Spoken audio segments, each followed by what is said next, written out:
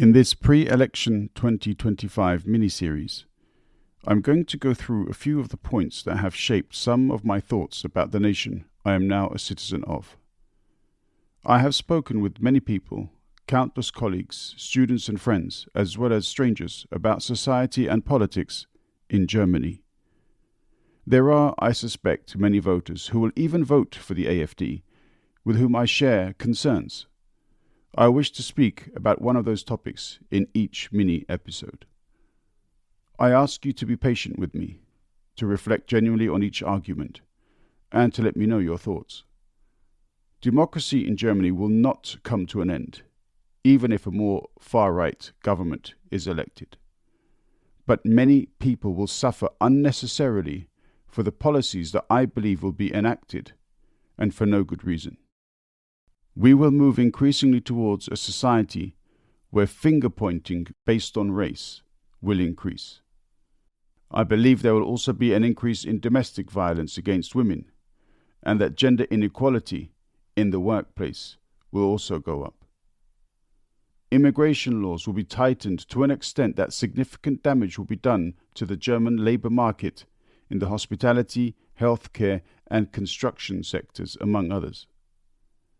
People currently living and working in Germany will be forcibly removed, dividing families and creating untold strain on law-abiding and hard-working people just to make a political point that in the end will benefit nobody. I believe social benefits will be cut, further complicating the lives of many people who live around or below the poverty line, including many AfD voters. I believe technology will be used to curtail our privacy and to negate our human rights.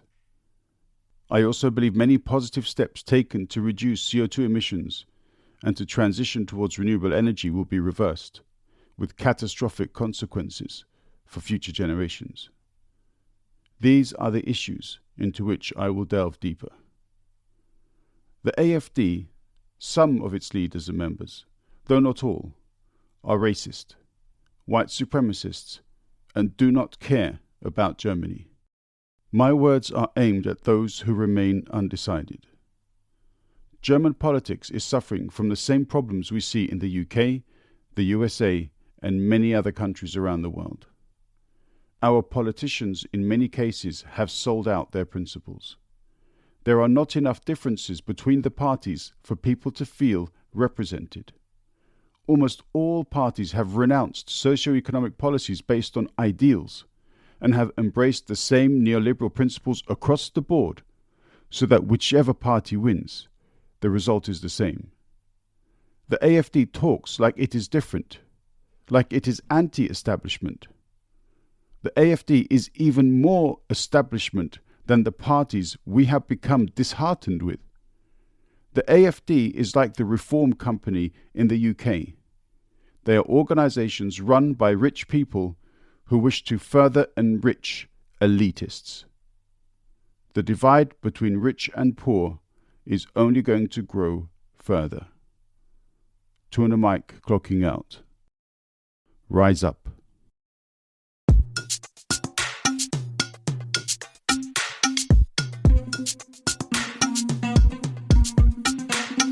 Dung weche pek kod welo mabiro etu under mic. Dung parodit kod jok mawuoye etu under mic. Seche tim sud buta wawinji etu under mic. Wala wachokre, wabed piny, biwawinje, ero chako, dungo mit ndi, podcast makende. This episode looks into the AfD's main policies regarding family and education. As I've addressed education as a subject in itself, I will mainly focus on their policies that relate to families. Family and education, as the AfD puts it, the AfD aims to support families by increasing child benefits and family allowances. They also want to return to traditional educational curricula, criticizing what they see as the ideological influence in schools. Again, as I said earlier, if you want to look at their policies on education, please have a listen to the education podcast. So, point 1, traditional family structure. The AFD emphasizes the traditional family unit consisting of a father, mother, and children. They believe this structure is the cornerstone of society and should be protected and promoted. Terms like this have no meaning in the modern world. There is no such thing as a tradition that is not automatically grounded in patriarchy. What traditional era are they referring to? It is never mentioned when we hear these ideas. What year or decade do they wish us to return to? The 1980s, 1970s, 1950s, before the war? Are they willing to explain just how women were seen in those times? How many women want to go back to the times when all their responsibilities amounted to the performance of a single duty, holding up the ego of their precious husbands? The husband's word was law. His need was paramount. His pleasure was her first thought. His children were to be raised by her.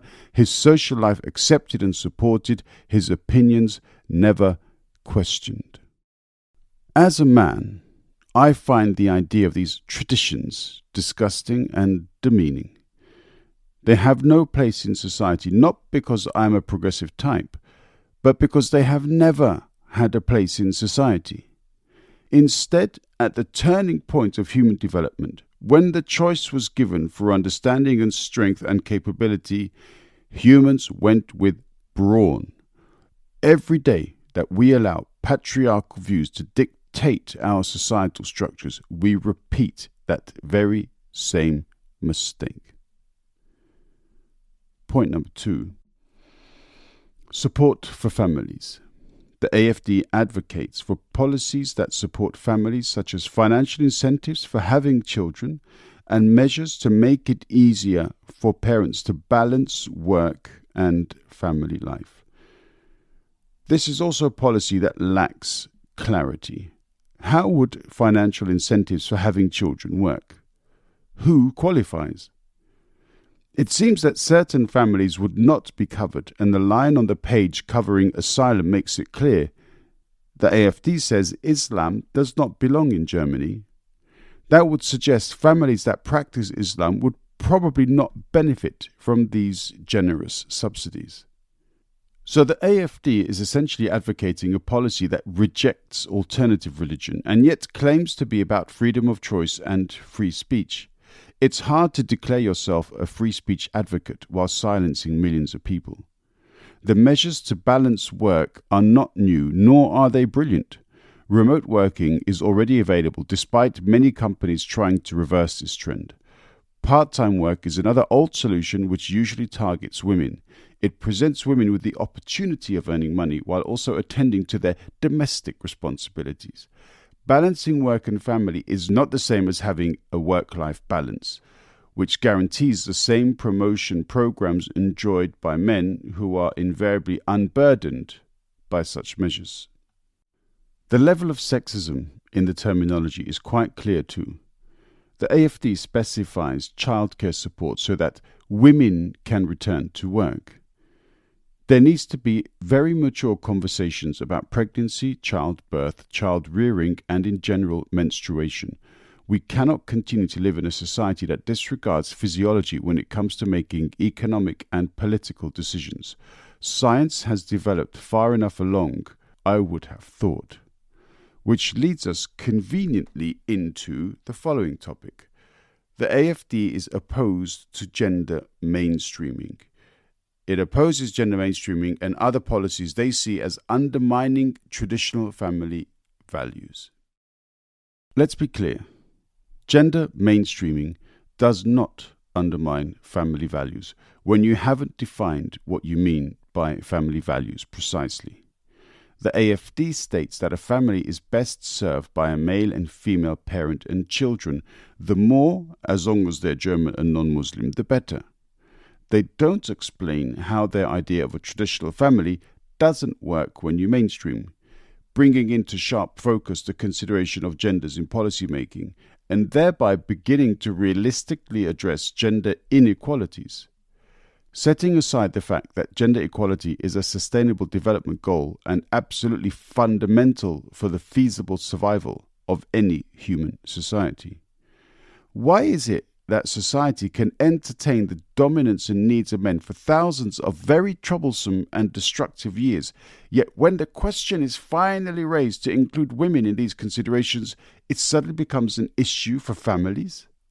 It may be argued that neoliberalism is contrary to family values as it enriches the elites in society and impoverishes the already impoverished further. War is also of questionable benefit to families, much like weapons manufacture, yet that seems to be okay. Extremely poor air quality, especially in poor neighborhoods where children go to school, is harmful to families, yet apparently climate change isn't even a thing, according to the AFD. Unequal access to education and jobs is also a problem for families.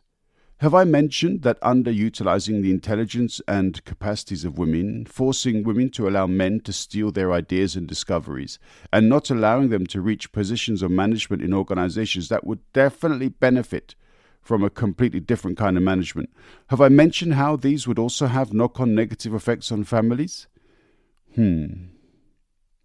Cities, economies, social structures, buildings, even doors have been designed with men as the focal point. Laws, policies, and family values throughout history have been designed to give men de facto domination over womankind.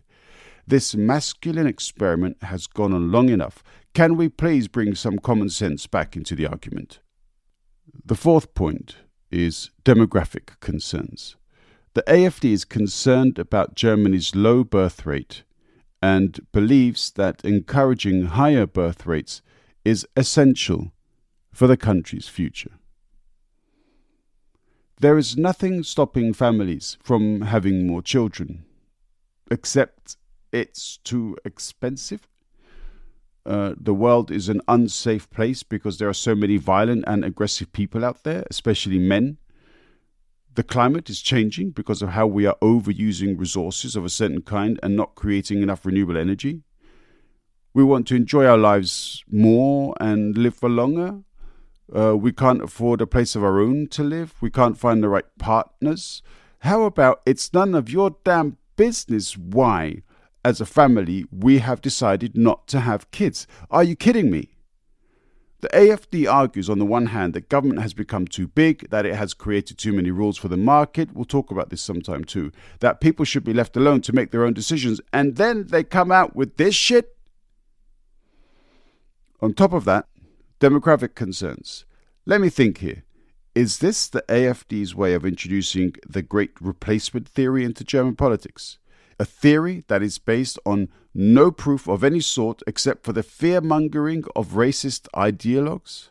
No, not having any of that. I wonder, in fact, when they're going to call this policy the Sparta Protocol. In conclusion, I will say this. These policies read like watered-down fascism. They're not even brave enough to call it what it really is. Inherent within every policy is someone else to blame. There is always a target behind every concept. There is hatred in every caring statement. The AFD doesn't do society building. There are no social policies here that would appeal to any modern European urban reality.